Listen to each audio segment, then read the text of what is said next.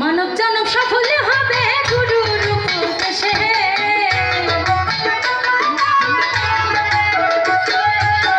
মানব জনম সাফল্য হবে গুরুর উপদেশে।